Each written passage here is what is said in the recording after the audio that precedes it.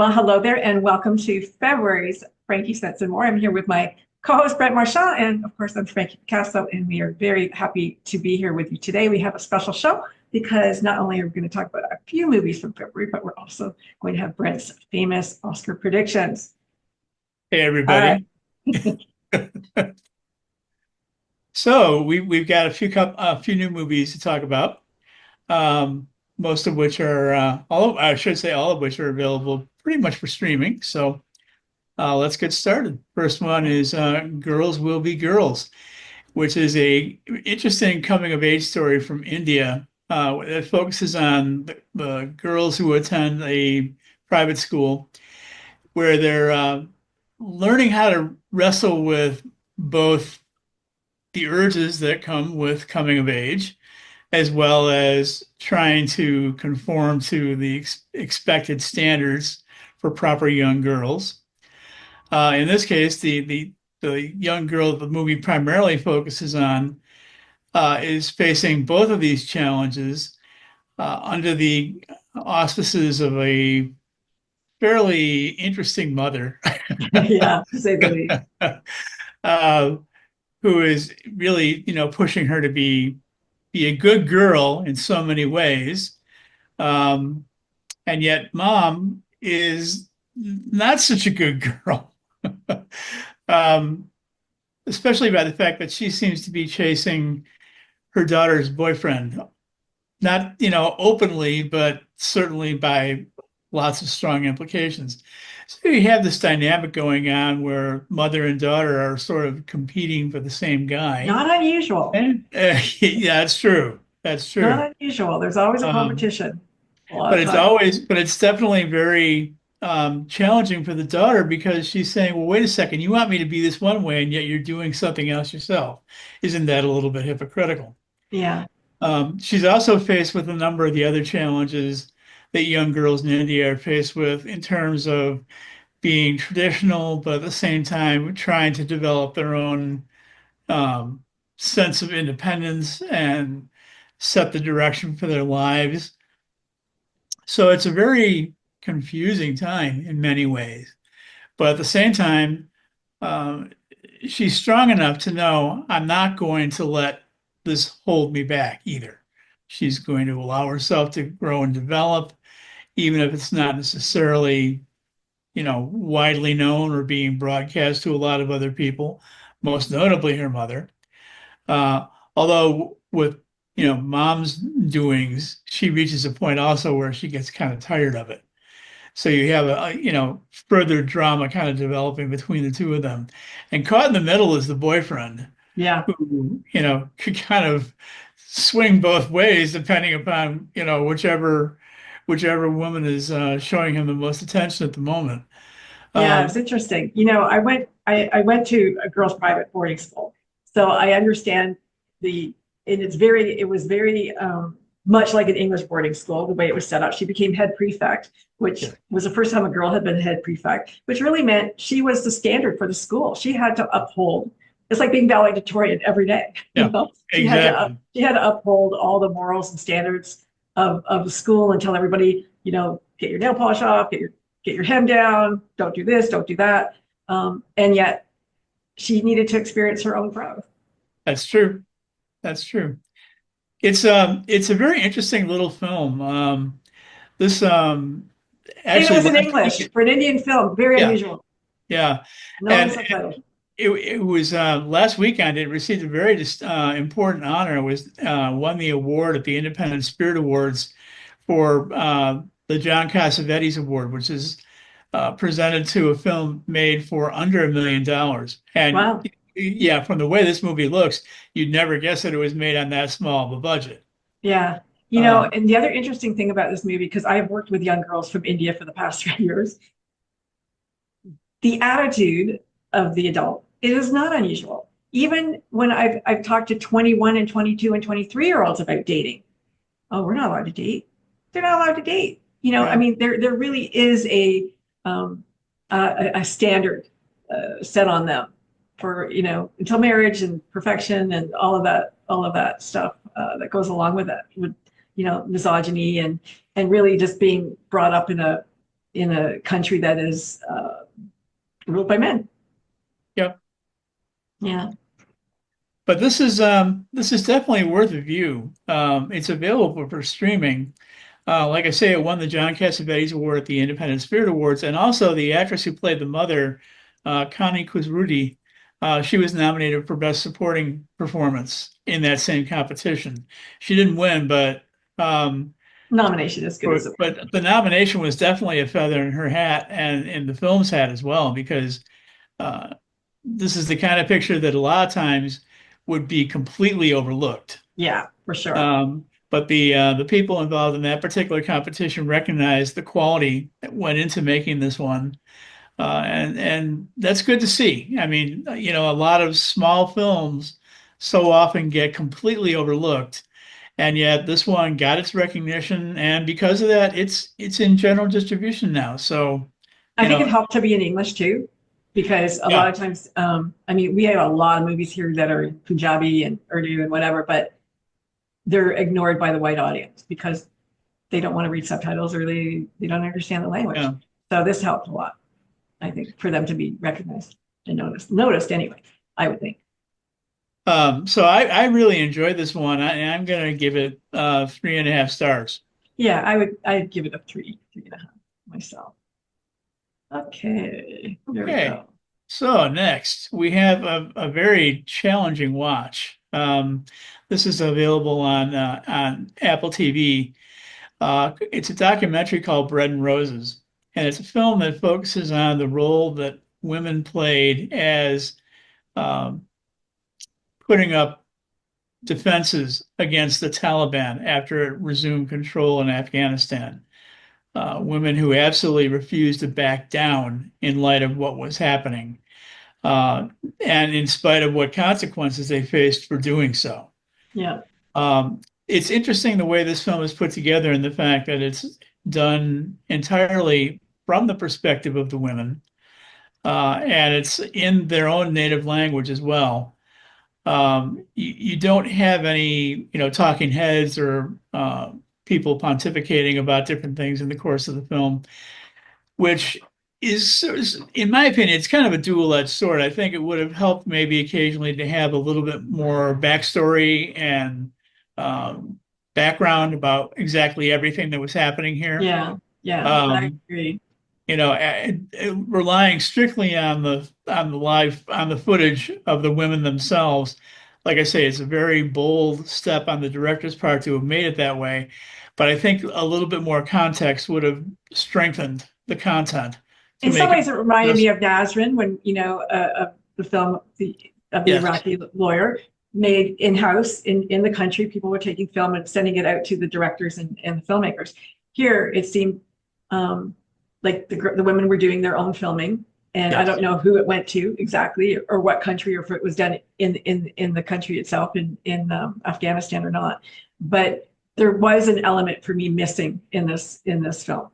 yes, Like it took a lot of courage. They were very brave. yes, What they were up against. Focused really on like three women in a yes, way.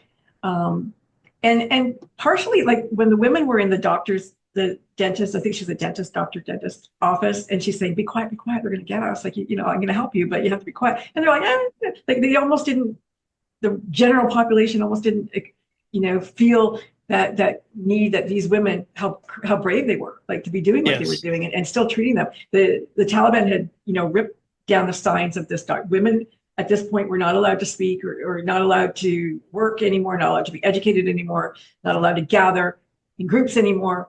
They were systematically, all the rights were being taken away again. And I don't know if the general population got how brave these activists were, but there was certainly a group of them that did get together and wanted Well, to. I did have to also wonder how much the general population even may have even known about what they were Yeah, doing, yeah, because it exactly. seemed like every time they were trying to stage a protest or make their voices heard, you know, things got quashed really quickly by, you know, the Taliban forces and their goons. Um, so, I With mean, the with fact that they were Lala though able, and Jennifer Lawrence, at the helm of this movie, I expected just a little bit more. yeah, But it's yeah, still good, I, if you want to know what's going on, good piece. Like it's scary. Yeah, and the thing is, I mean, it's a shame that they didn't take the step to go the extra mile and put some of that other content in Yeah, there to make it better, because I think it could have easily been, one of the standout movies of the documentary award season. And it's been kind of overlooked, and kind of understandably so in that respect. But I still think it's worth watching. It's important for people to see what's been going on. yeah, I mean, it reminded me in many ways a lot of what happened during World War II when people didn't know what was going on in Europe. yeah, Uh, and, at least now with more widely available media distribution of information, yeah. There's we another have a one coming chance. out though, too, right? There's another one coming out for women. I think Afghani women have put together another movie. I don't know if it's a documentary. I think it might be a documentary.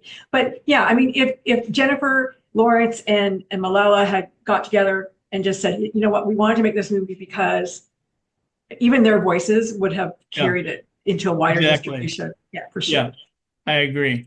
I definitely agree. However, I still recommend the movie for people to see, exactly what's been going on over there. Yeah, But I do caution them that it is a difficult watch at times. I mean, when yeah, you see the abuse that these women have been subjected to in trying to carry out their mission, and just trying to secure basic rights that they had before the Taliban resumed control, and also that so many women around the world elsewhere freely enjoy that they want yeah, yeah. themselves. And I was so Um, disappointed in the husband of the dentist, like it shows their marriage and how excited he was to be married and, have this wife and all of this. And, like, where was he? Like she was getting ready to be abandoned and go off and try to go into hiding. And yeah, like, he didn't even try to accompany her or do anything to help her. Like the men are exactly. a little bit disappointing, like, because they Well, need to be standing up a little bit too. yeah, well, I mean, they're probably out to, protect themselves as well. I'm sure that if it got to be more widely known that they were married to women who were being so, Aggressively belligerent, activist. that they themselves would start to come under a lot of trouble too. I mean, it Yeah, almost reminds me of that scene in The Color Purple where, Oprah's character says beat her, yeah, you yeah. Oh, yeah. um, except that it's coming from them this time instead But of the other. men could more easily get together and as a group without the harassment that a woman Yes. would, and try to figure out. They didn't like what the Taliban's doing. They got daughters, and their daughters are no longer getting educated, and they had all these plans for their family. Um, the men need to step up. Men need Yep. to step up too. Yeah, unfortunately. So I'm going to give this one a three. Me too. Yeah. Me too. Yeah, I think it's a three. And the one that's coming out, and I wish I knew the name of it because I just saw previews of it last week at the theater. It looks really good, and maybe keep your eyes out for something on Afghanistan coming out. But it looks like it might just do the job a little bit more than this past one did. But yeah, Bread and Roses. Here we go. Okay. This one was a hard one. So next we have the latest film from British director Mike Leigh, Hard Truths, which is a very interesting watch. And it's one that I was kind of scratching my head a little bit as I was watching it, because it Me too. focuses on it focuses on the life of a middle-aged housewife, Pansy, Slightly named, here. Pansy. yeah, played by Marianne Jean Baptiste. Um, and she's perpetually angry, and she's So always angry. complaining about something. And she's actually gotten complaining down to an art form. I mean, some of the statements that she comes up with to complain are hilarious when she It's first, funny. Yeah. you Yeah. know. But the thing is, as it plays out, you have to kind of start to wonder, well, why is she so angry? Why is she Yeah. constantly mad? I mean, Perpetually she angry. manages to, offend virtually everybody except her own sister, who is really trying to understand exactly where all this anger is coming from. And they give you some hints that, it relates a little bit back to her childhood, but there's not a lot of definitive stuff that's like there's a mentioned. big disparity between the two families because you have the sister and her two daughters who are perpetually happy, laughing, loving. And on the other side, you have Pansy and her husband and son who are miserable. She makes everybody miserable. Well, yeah, I mean, to the point where actually her husband and son have basically stopped dealing with her because Yeah, they just they shut don't know down. what they don't know how to contend with her anymore. Um, but by the same token, when I was watching this, I said, there's an awful lot of people who are in that state of mind these days.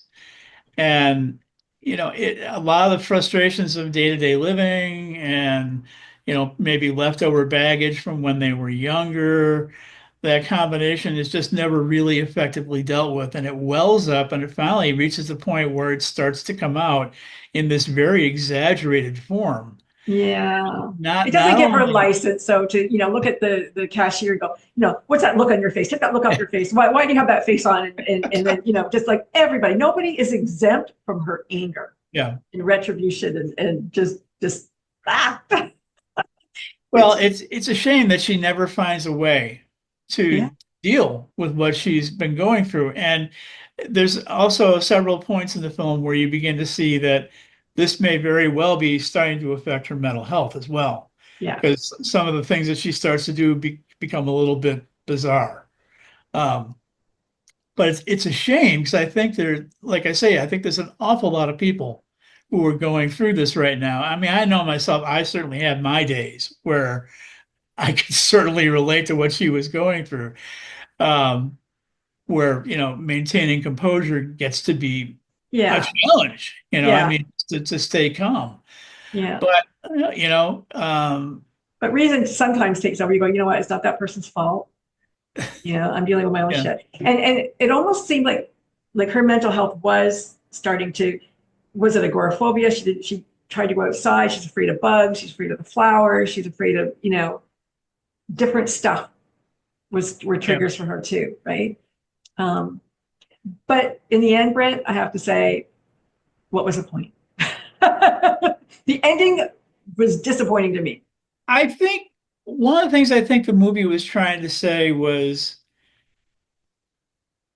it was giving acknowledgement to people who were in this state of mind. I think there's a lot of people who are on the receiving end of those kinds of comments who basically just say, you have no right to be that way. Not that you don't have the right, not just it's wrong for you to be talking to me this way, Mhm. but also the fact that you're not supposed to be like this. Yeah. And, that's not fair to those people. I No. mean, when you try to tell them what they're supposed to be feeling Right. when feelings really don't know logic, Right. That I understand. that's not That fair either. that that's fair. And in some ways, Trump is that way. Yes. He just looks at you and you look at him wrong or whatever, and he just big diatribe of why you shouldn't even be alive. Yeah. But Yeah. right. But I mean, and that's definitely mental health. And yes, everybody is allowed to their feelings, and you should be able to feel what you feel, and that's what you feel. And nobody can tell you differently. But the way it ended was, for me, was very disappointing because it was like I was left like, what just happened?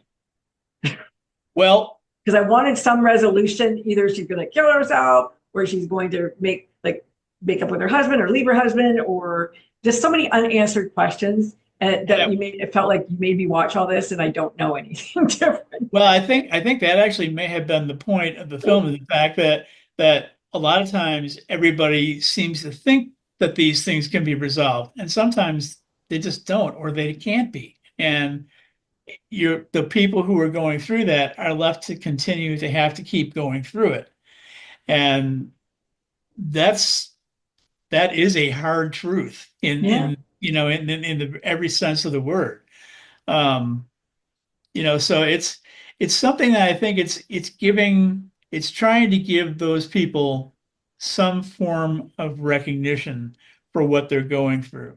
yeah, And I'm sure it's something, again, that a lot of people can relate to. And like I said, I mean, I can even relate to it myself. yeah, Um, as much as I try to, maintain a level head and a sense of composure, but I have my days yeah. where I can certainly understand and appreciate everything that she was going through. Oh, I Uh, can definitely appreciate what she was going through. But with her, it was like you would go in circles because whether you agreed, you disagreed, whatever, you were never going to win, ever, yeah, ever. yep. And I think that's kind of part and parcel again with the situations that people in those circumstances often feel. They feel that there is no end to it, that it is Yeah, constant, that yeah. it's going to be constantly repeating itself. That they're stuck in this loop that they can't get out of. Um, Her sister deserved an award. yeah. She's an angel, Uh, an absolute angel.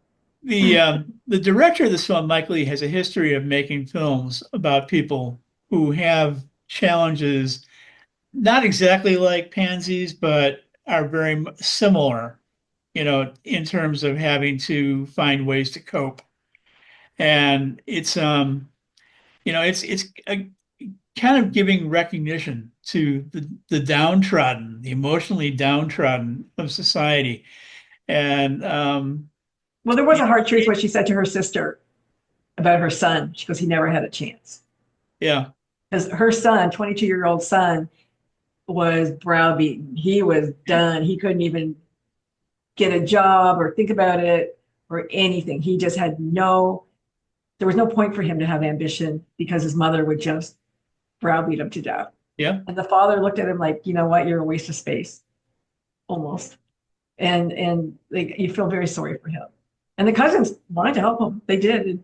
And the sister wanted to help him, but she goes, why? Why would you want to do that? Like, But I think the husband, in many ways, also felt the same way as the son did, yeah, because I mean, even though he wasn't as completely withdrawn as the son was, he was in a position where he had been browbeaten too.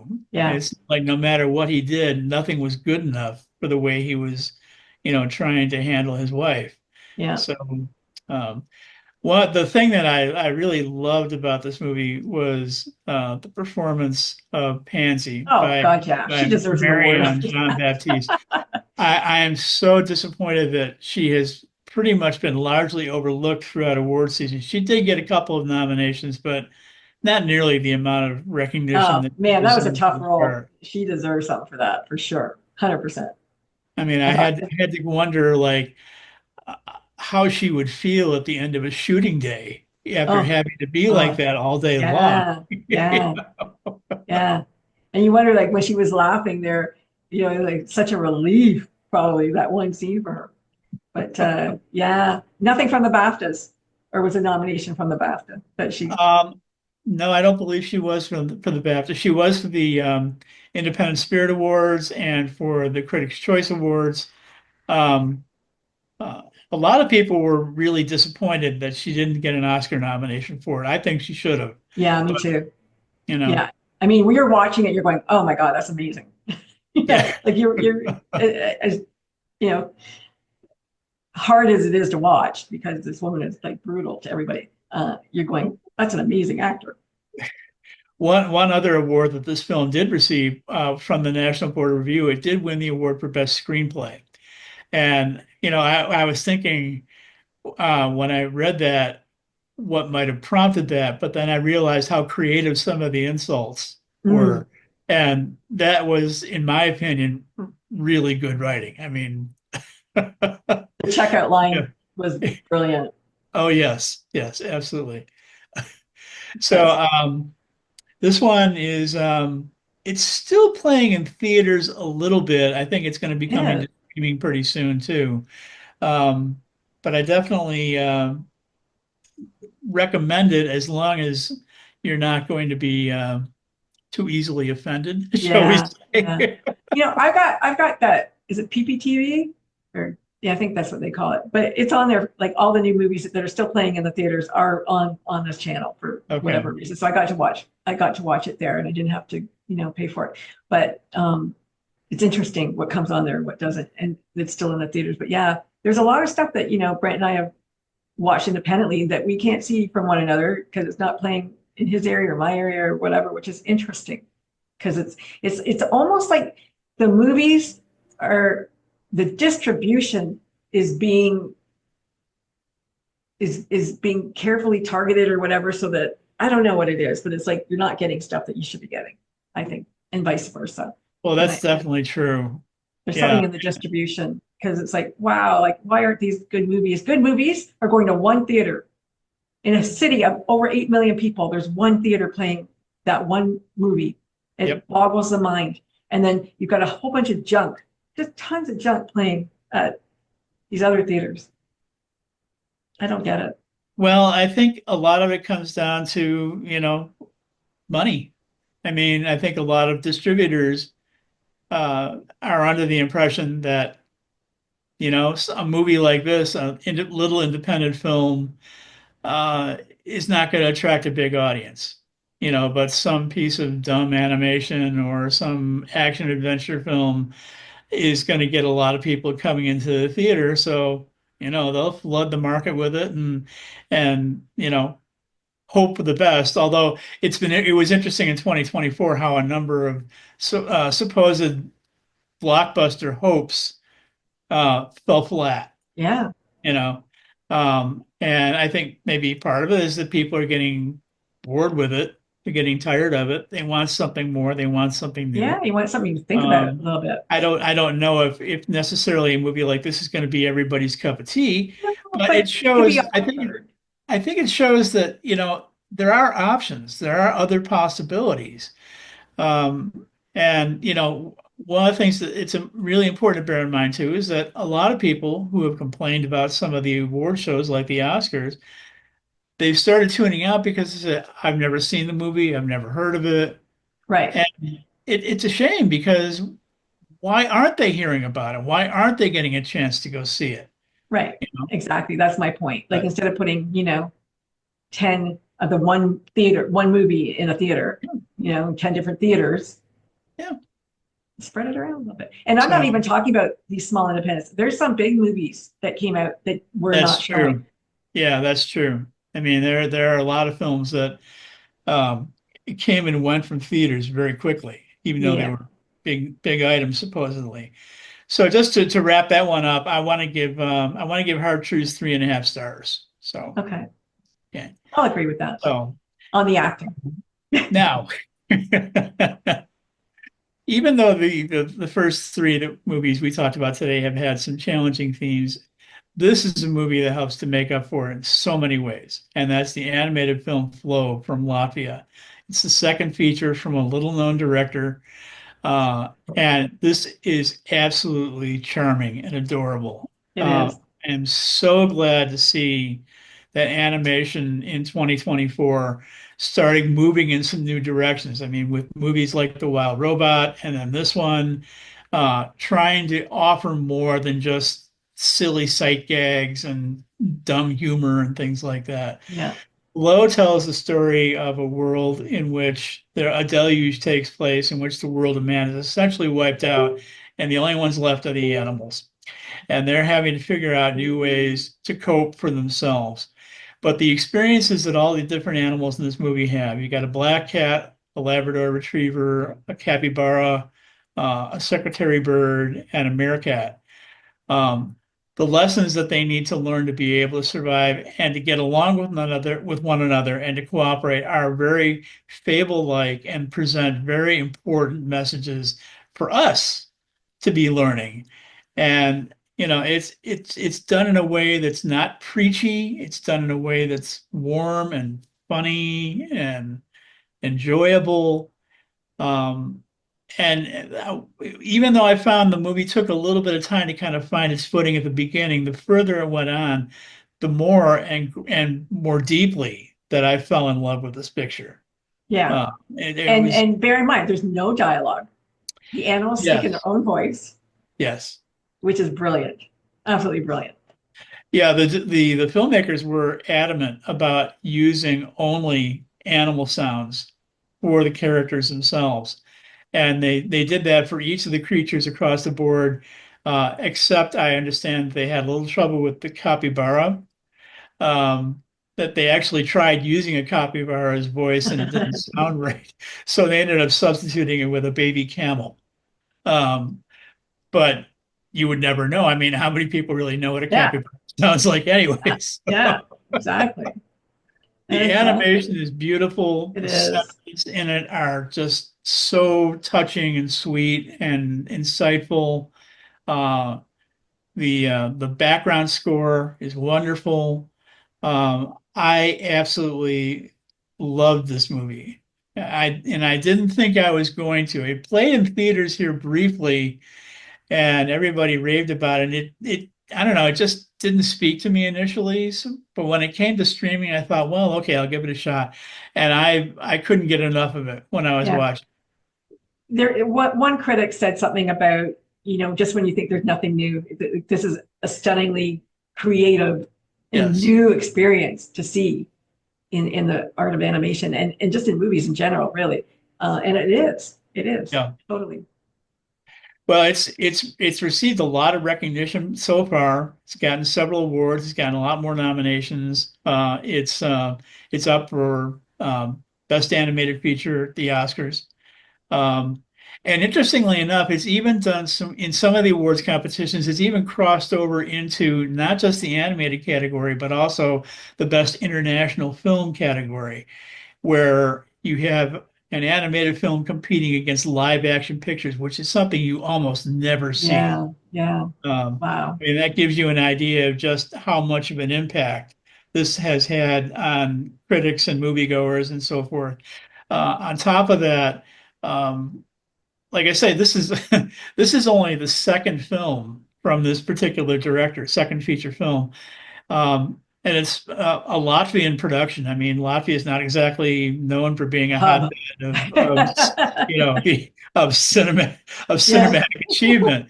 Um, but I'm really hoping that this will help to put that country's film industry on the map now, yeah, in the fact that it has left such an indelible impression upon people. Uh, not yeah, only in terms of the artistic quality, but the message it's conveying and everything that it's trying to tell us that we should be paying attention to at a time when things in the world are kind of going crazy around us and making us behave like Pansy Deacon. I mean, yeah, yeah, no kidding. I get like that when I watch the news. No, um, so I definitely recommend this one highly. I'm going to give this one 4 stars. agreed. Agreed. All right. Well, that's that portion. So, yes, those are our movies, new movies for the month. Now it's time to go on to our predictions for the Oscars. Da-da-da, Now, da-da-da. I want to start off by saying that this year's Oscar season, well, this year award season in general, has been very odd. Um, it's been a year in which the people who are coming up with the nominees and the winners haven't exactly had a lot to work with. 2024 No, this has been the was worst not year for movies ever. 2024 was not a very good year for movies. And when I look at the top 6 categories at the Oscars, um, I found myself saying there's an awful lot of slim pickings here. Yep. And when I looked at the results that have come from competition to competition and seeing how much variability there has been in the winners and the nominees, um, it's made me think that people who are voting and making the decisions about these things don't really have a clear idea of what to vote for, because the material they had to work with just wasn't that great to begin with. So I might sound curmudgeonly by saying that, but when I look back on 2024, it really left a lot to be desired at the Yeah. movies. I mean, There was, Dan and I go to the movies, or we did go to the movies, sometimes twice a weekend. Um, we were left many weekends not going because there wasn't anything to see. yeah, Just wasn't worth it. It's stuff, it's like made for TV movies that you just wait and watch yeah. at home, pretty much. I mean, But I recently published my best and worst lists of 2024, and there were a number of okay movies yeah, that okay. came out, but I expect more than just okay. I Yeah. mean, Who's and taking you though? one of the other things I found really disappointing is a lot of the movies that I did find acceptable were completely overlooked in the Yeah. nominations, which I don't understand, in favor of a lot of lesser quality pictures. And a lot of those are reflected in the nominees that came up in these particular categories. So in any event, I have a feeling that Oscar night may contain a lot of surprises because there have been a lot of surprises all season long.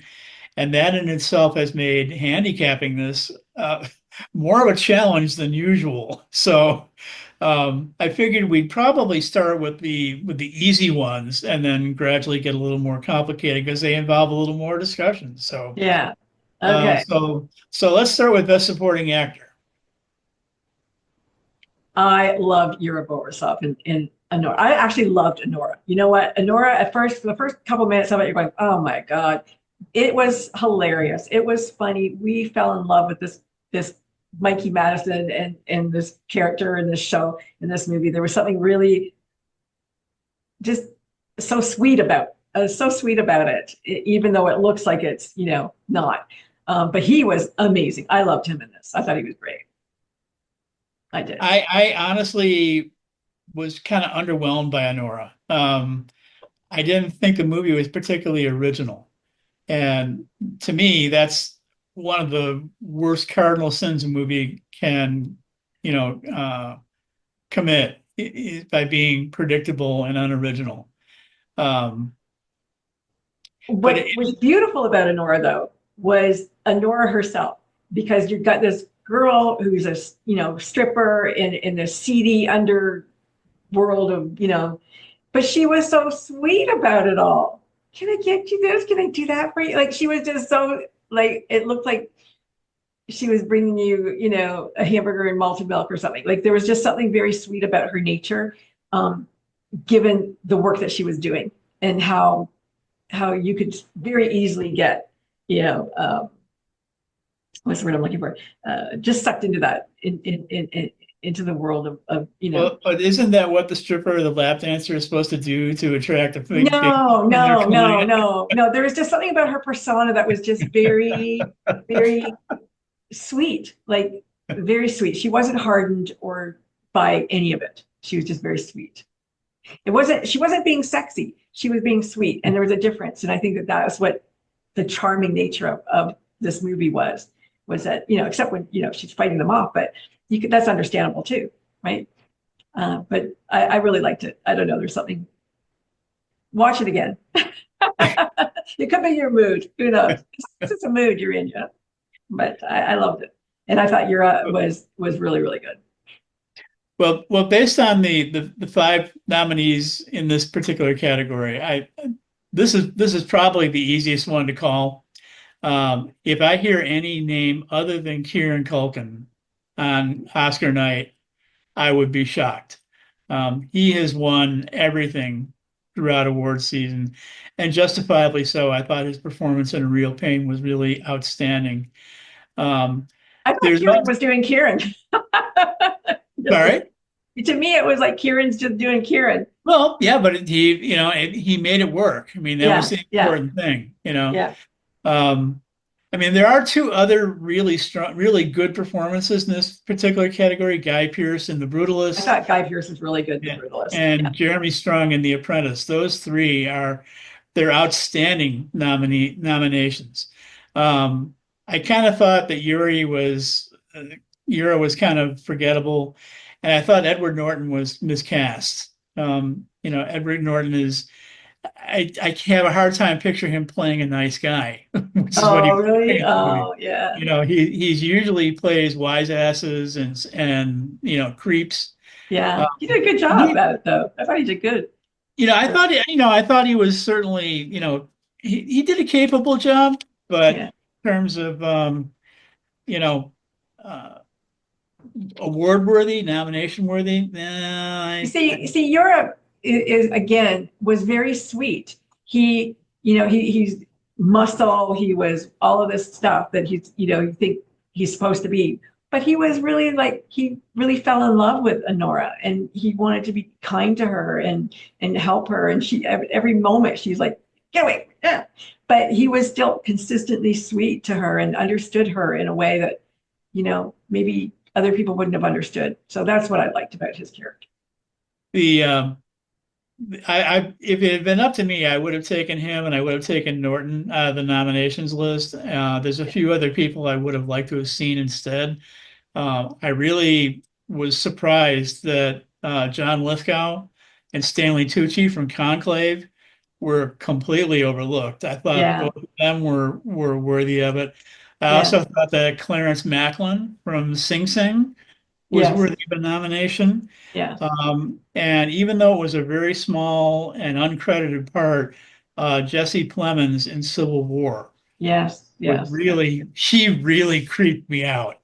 Um, and that went pretty much completely unrecognized during award season. Yeah, But I guess it was too early in the year and you forget about them, it could be. And unfortunately. also the fact that I don't know why the part was uncredited either. I mean, Yeah. I found out, I was looking at when I was watching that movie, I was looking at him and saying, he looks familiar. Who is that? Yeah. And then I realized that, oh, that's Jesse Plemons. And it's kind of like, why isn't he being recognized for this? Maybe they Maybe he didn't, didn't want to be. I mean, maybe because he's married to the lead in real life, could be. That could maybe, be. and didn't want to take away from her. I don't know. Yeah. Hard to say. But in any event, Kieran Culkin is the winner here. I'll be Okay. shocked if anybody else's name comes out. All right. Okay, so then in the Best Supporting Actress category, this is another easy one. This one is probably going to go to Zoe Saldana for Amelia Perez, even though it was a terrible movie. Yeah, she was amazing. It was a decent, very decent performance. If it had been up to me, though, I would have rather seen this award go to Ariana Grande or Isabella Rossellini. I thought those performances were stronger. Isabella Rossellini's role is kind of small, and that may have Yeah. marginalized her for her chances. Um, but Ariana Grande, I thought she was terrific. I mean, let's see I her thought career Felicity did a good where it job in The goes from here. Brutalist too. She really did. Yeah, actually, she was. She carried her accent well and she did good. Um, the Monica, she just sang. Yeah, I was really surprised that they nominated her and didn't nominate Elle Fanning because I thought Elle Fanning gave the better performance in that Yeah. film. Yeah. But More um, range for sure. yeah, and the thing is, I mean, Elle Fanning did receive the award from the National Board of Review for Best Supporting Actress, and you didn't hear another word about her all the rest of award season, which just completely baffled me. Um, she's somebody I definitely would have liked to have seen included in this category. Yeah. Um, But I agree with you. I think it's going to be Zoe. yeah, I don't see anybody. I don't really see anybody else beating her.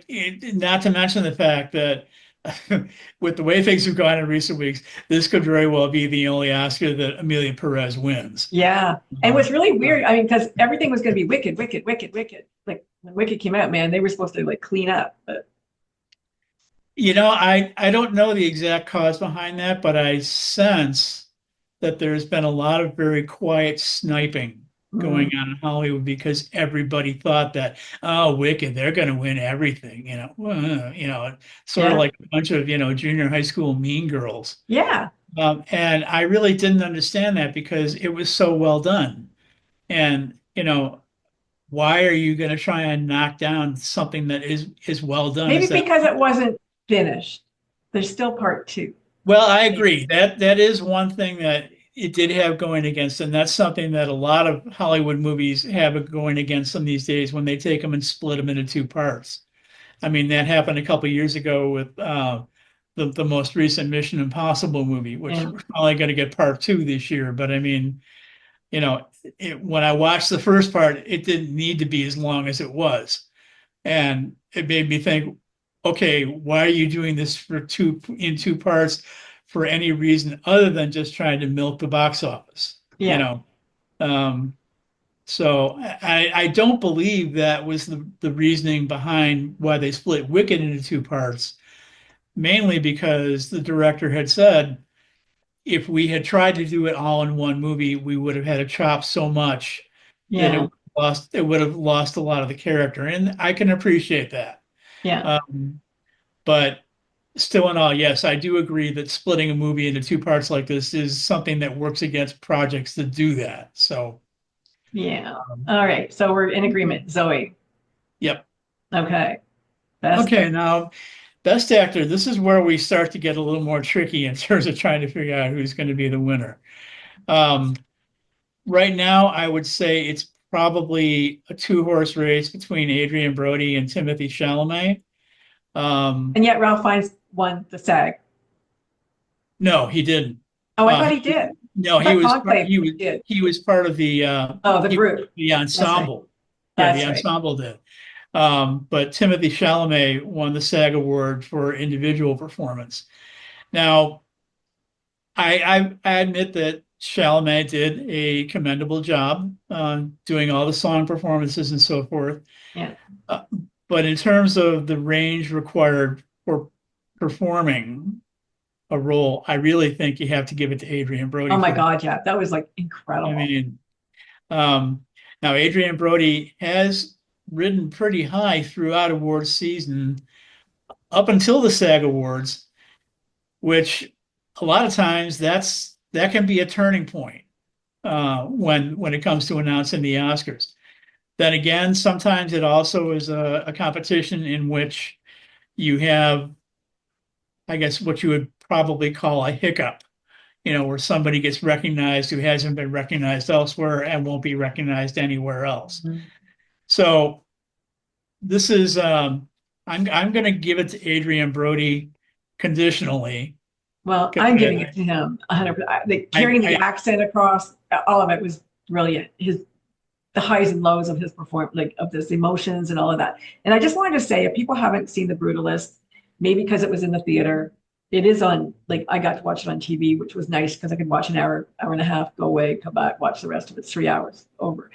But some people might not watch it because of the name, The Brutalist, or why is it called The Brutalist? And I just want to let you know that brutalism was a form of architecture yes. that is called brutalist. So he was an architect, and it was just the way this architecture was, his style. So it has nothing to do with being fought or people getting in fights or anything like that or being brutal. You don't have to worry about that if you can watch the movie. It was a form of architecture. Well, I think another thing that turned some people off to this movie was the length. Yeah, yeah, I 100%. mean, 3 hours and 35 minutes. It did have an intermission, which is something that Yeah, um, we we talked didn't about it. have. We didn't have with Killers of the Flower Moon last year, Yeah, and that may have tainted people's opinions of watching a very long movie. But I found when I was watching this that at least the first half moved along at a fairly good pace. Um, second half began to drag a little bit, but um, overall, for a movie of that length, I thought it really maintained viewer attention fairly well all throughout. yeah. And a large part of it is due to the performances in the film from Guy Pearce, um, uh, Felicity Jones, and Adrian Brody. Guy Pearce And did a really commendable job. I thought he was really really good. There was that one point in the film, and maybe I'll talk to you after because I don't want to do any spoilers on it, but I did want to discuss a part of it with you. So maybe I'll leave um, that for after. basically, my feeling here is that Adrian Brody really is the one who is the most deserving. Whether or not that actually pans out that way remains to be seen. Um, but uh, I thought he did a terrific job. And to be perfectly honest, the best actor category was the one that had the weakest pool of available candidates. I mean, there just weren't that many other great lead male performances in Yeah, 2024. The only other ones I can think of that might have made the cut was um, Hugh Grant in Heretic, which I didn't really like the movie, but I thought his performance was good, and Daniel Craig in Queer, which again I liked his performance even though I hated the film. yeah, Um, yeah, uh, yeah. and I think also I. I wanted to give a sort of a shout out here to another young actor named Derek Harden, who was in a very small independent film called The Black Sea, and he was terrific. he is, I think, somebody that people should keep an eye on for the future. I really think he's got a good career ahead of But him. that movie never came out yet, right? It was a No, it did come out. It came out in theaters and oh, it it did. came out in theaters here. I don't know if it's available for streaming yet, but Mhm. um, it's a warm and funny film, and he gives an infectiously enjoyable performance in that film. And I think it's an indication of what might lie ahead for him for his career. So, but I You think know, his film was too small, mm, honestly, to be recognized as a possibility here. I can also say the same thing for Andre Holland for his performance in the film Exhibiting Forgiveness, which I loved, and that did play in theaters and is available for streaming, at least here in the States. Um, and he's somebody who's overdue for recognition. Um, but again, I think the movie was a little too small to receive the kind of notoriety that needed to get a nomination. I remember saying to Dan yesterday about Adrian Brody that Adrian Brody was the Meryl Streep of Sophie's Choice in this movie. To me, like Yes. their accent, being able to carry that throughout, brilliant. Not an easy job. Yeah, and it's interesting you should mention that too, because there's been a little bit of a controversy in terms of the fact that people have complained that, well, some of his accent was augmented by AI. And, I mean, I don't think so. well, even if it was, I mean, so what? I mean, performances in films get augmented by all kinds of stuff. Yeah, Makeup, we've had this discussion before. aesthetics, CGI. I mean, all kinds of things go into help making a performance stronger. So what if they used AI Yeah, they said, oh, what was the enhance other it? one? They put makeup on him, or they put a hairpiece on him, or they did this to him, or whatever. Like, not Yeah, in this movie, but other movies. Like, yeah, you're right. It's yeah. like, oh, what? So what? But in So this case, I think this was him. I do believe that he is that good. yes, I, definitely. I definitely think that. Okay, so Okay, maybe Adrian so Brody for the next, win. next we have the hardest category to call for Best Actress. I think it's Um, gonna be Cynthia. I think. uh, no, I think it's going to be Demi Moore. And I can't say I agree with that decision. Um, in my view, I think it should go to Fernanda Torres for I'm Still Here. Um, this is the hardest one to call because there's been no clear-cut winner throughout most of award season. Demi Moore has won the largest number of awards, but Fernanda Torres has won an award. Mikey Madison has won 2 awards. Um, it could conceivably be any of those three. One of the things that is kind of in Fernanda Torres's favor is the fact that hers was the most recently released film, and that probably leaves the most lasting impression on people who were voting. They remember Yeah. what they last saw. Well, I know I would, people love the substance. They I love would, I would love to see her win. I don't know if she's going to, but um, the big thing with Demi Moore is that this is kind of like her comeback Yeah, performance. yeah. And, she was okay. I mean, I can't really say that it was an awful performance. It's probably the best work she's ever done, but is it award worthy? I don't I don't know. know. I don't I don't know. think so. She's riding a high right now with Landman and different projects she's involved with, and so Yeah. I think she does have a big comeback here. Um, But everybody had originally, it was going to be Cynthia from Wicked, like right from the start, and she I was wouldn't, in it. I wouldn't be disappointed if Cynthia Erivo did take it, but she hasn't won anything all Yeah, awards, which yeah, really surprises me. But yeah. one thing I can say with absolute certainty is that it will not be Carla Sofia No, it Gascon. will not be her. Uh, in light of the social media scandal that came out involving her, she will be lucky to ever get work again, to be perfectly honest, because not only did she torpedo her own chances of winning here, she probably torpedoed the film's chances of winning much more beyond Zoe Saldana's Oscar. Yeah, yeah. Not that I thought Emilia Perez was anywhere nearly worthy of winning any kind of accolades to begin with. It was weird. Uh, It was an awful film. I Yeah. just Now the thing is, with this category, Um, there were so many other performances by actresses that could have been included. We already mentioned Marianne Jean-Baptiste for Hard Yeah. Truths. Tilda Swinton and Julianne Moore, both for The Mhm. Room Next Door. Saoirse Ronan for The Outrun. Angela Yeah. Jolie for Maria. Amy Adams for Night Bitch. Kate Winslet for Lee. Yeah. Um, Natasha Lyonne for His Three Daughters. Yeah. June Squibb for Thelma. Oh, she needed that. She should have got that. Kirsten Dunst for Civil War. Yeah. Julia Louis-Dreyfus for Tuesday. I mean, the list just goes on Yeah. and on and on. I mean, there were like, I can think of a greater list of people that were left out than they had open slots for to begin with. Mm. And it really disappoints me that this is the field of nominees they came up with because, in my view, the only ones who really belong here are Cynthia Erivo and Fernanda Torres. I mean, the other ones, flush them. I mean, I just didn't think they were deserving of it. Yeah. Yeah. No, I hear you. It will be Okay. interesting to see what happens on It'll be Sunday interesting to night. see. Here we go. Okay, so best director. Um, I see this at this point being a two-horse race between Sean Baker and Brady Corbet.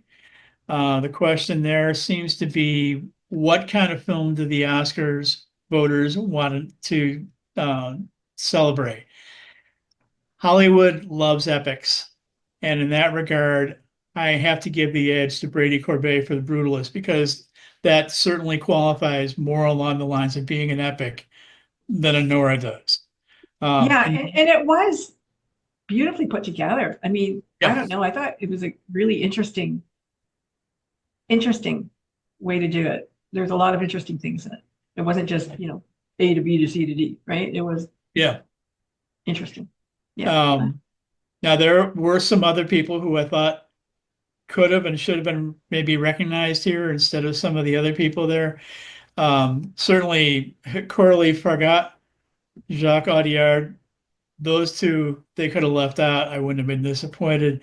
James Mangold for Complete Unknown. It was a decent job, but there But were some other people who I thought did better. Most notably Walter Salles for I'm Still Here, John Chu for Wicked, Pablo Larraín for Maria, um,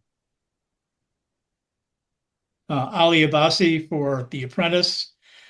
Um, Again, I think they missed the boat on who they picked in some like cases. Amelia Perez, in some way, does that not remind you a little bit of last year's Everywhere, Here, There, Everywhere, whatever that was called?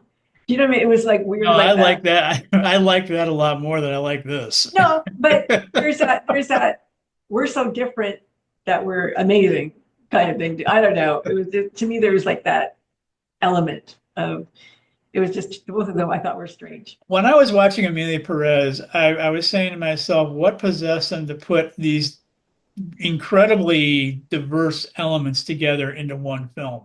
Yeah. A musical talking about a drug lord who wants to Who become a wants to become a woman. woman? I- It was like the hockey movie. It was like the hockey movie where it was a musical. It was like it just doesn't fit. Weird, weird. I'm not a particularly huge fan of that director. I've seen some of his other movies, and I didn't really particularly care for them either. So, I mean, this is, I think, the worst he's ever done personally. But you know, um, I don't know. I somehow, uh, to a certain degree, I've people I know who have been fans of the movie have been so militant about it, who have Wow. basically come along and said, "Oh well, if you don't like this movie, then you're not for transgender rights." Like, Oh, oh which is ridiculous. come on, give me a break. Yeah. I mean, Does that mean as that you a have member to of the like? as a member of the LGBT community myself, why would I purposely go out of my way to say I dislike something that celebrates one of the components of my community? That doesn't Exactly. make any sense. It's And a bad movie.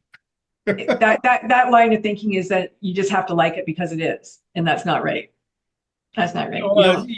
you're first or you're a Guinness. I mean, that's what it Yeah. comes down to. It's Yeah. kind of like, no, I'm not going to walk in lockstep just because it features a trans character. Yeah.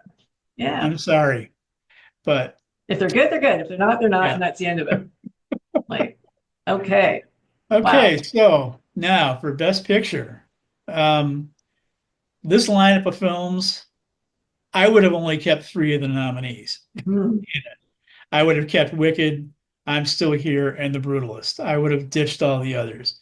I'm Conclave. surprised that Dune Part Two is in there. I was Oh like, yeah, I mean that I had a hard that's, time staying awake watching that. yeah, me too. Um, Conclave and A Complete Unknown were marginal, but the other Yeah. five, no, they should not have I been don't there. even know Nickel Boys. I don't even know what that is.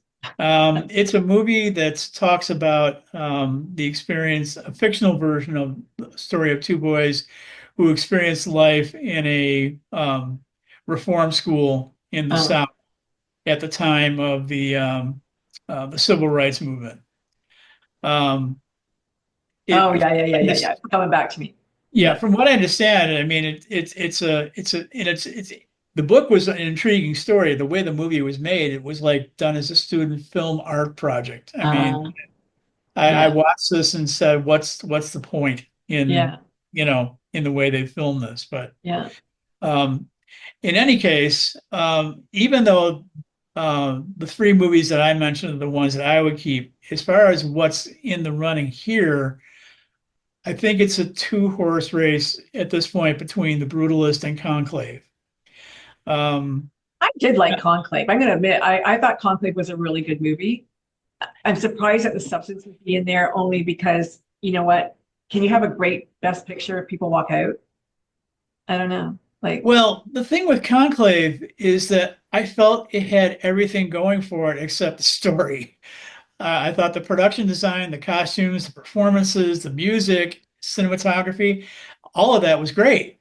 yeah, I thought the story was kind of preposterous in many ways, and predictable. And I mean, you know what I said earlier about predictability being the uh, cardinal sin of movie making. yeah, yeah, yeah, Um, but it's kind of interesting in terms of trying to determine who's going to win what here, because um, in many cases, movies that win Best Picture also usually take the Best Director award, mm, and Conclave's director wasn't even nominated. mm, However, it's difficult for a movie to win the Best Picture award without winning the SAG award for Best Ensemble Cast, which Conclave did. right, right. Okay, so it's almost sort of a toss-up between those two. Personally, I think they're going to go with The Brutalist again because it's the epic that they like to produce. Conclave struck me personally as being sort of a papal soap opera in a lot of ways. Yeah, And Stanley Tucci won an award, right? But he wasn't there to pick it up, I believe. he was part of the ensemble. Yeah. Um, yeah, I mean, honestly, if I look at the whole thing, I'd have to say it was The Brutalist Yeah, myself I mean, of all the movies. yeah, I think that's it's got the inside track at this point. Um, I don't know that there's anything else that really can challenge that. If there is a dark horse here, it would be Anora because it did pick up a few things like the Independent Spirit Award for Best Feature. Um, I don't know if that's enough gas in Yeah. the tank to put it over the top, but like I say, it could be a dark horse waiting in the wings. Yeah. Um, Interesting. It's but interesting. again, I thought there were a lot of other better pictures that they should have included. If you want to see what I would pick, go to my website, look at the best of 2024, and look at my top 10, and you'll see that there were like about seven other pictures in that list that could have filled those seven slots that I would have eliminated from the Yeah. field that actually Yeah. did pick. It does seem like a weak field. It does. Um, and again, there weren't that many great movies this past. No, There were not. It was hard to come by for sure. I'm yeah. hoping that there's going to be some new ones coming up. They look like there might be. But Yeah, I have a feeling 2025 might be better.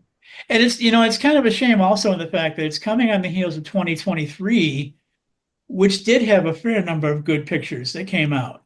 I guess it was a Um, writer's strike, maybe. I don't know. could be. I don't know. In many ways, I feel like Hollywood is kind of losing its creative edge. Well, In that's terms, what I was going to say. That's why I watch foreign film and I watch yeah, foreign TV series. I watch a lot of, Chinese, Korean, whatever, because it's not predictable. You don't know what's going to happen. I don't want to know what's going to yeah, happen all the time. I don't want to sit there and go, okay, and now this person's going to come out of the door and they're going to get chopped, and. yeah. And the other thing is this direction of horror movies. There's so many horror movies Oh, I coming out. know. Oh Yeah, my God, like enough already. Are yeah. we No, like life is hard enough? Do we really need to see more people chopped up and stuff? Like, let's have a comedy. Let's have something fun. well, the thing is, I don't mind smart horror movies. I know you don't. They don't make nearly enough of them, in my view. I think that one of the an attempt at that was The Substance, which was trying to make a point beyond being just a fright fest. And, Mhm. and to be honest, when I was watching The Substance, I liked the first two thirds, and then in the final act, it just went so completely off the rails that I sat there and said, "What?" I mean, WTF with an exclamation point. I mean, um, it just seemed like it undid all the goodwill that had built up during the first two thirds of the film. Um, but uh, there have been a lot of people who have been applauding the fact that he did get a nomination for Best Picture and Best Director because they said, well, horror films are like the Rodney Dangerfield of movie making. They don't get no respect. And it's like, well, that's Yeah. because a lot of them don't really deserve it in my book. Um, when you have a smart horror film that comes along, yeah, it if it is good and deserving of the recognition, fine, give it to them. I'm not against that by any means. Yeah. But some of the things that were being touted this year, I mean, they were really touting The Heretic, which again, despite Hugh Grant's performance, I thought was a big waste of But if I time. look at in the theaters right now, here is probably like three or four horror movies and animation movies, and that's it. Like, there's Yeah. nothing that you really want to go and see, unfortunately. Well, you know what, Brent? We're over an hour. We better. Oh. Or we're gonna be put in the categories of all of the movies that we should be over 3 hours. Yeah, and I've got a blog coming out on my website with my Oscar information in greater detail. So Give your website again. You yeah, it's didn't give. brentmarchant.com. The blog should probably be going up tomorrow sometime, so you can read All more. right.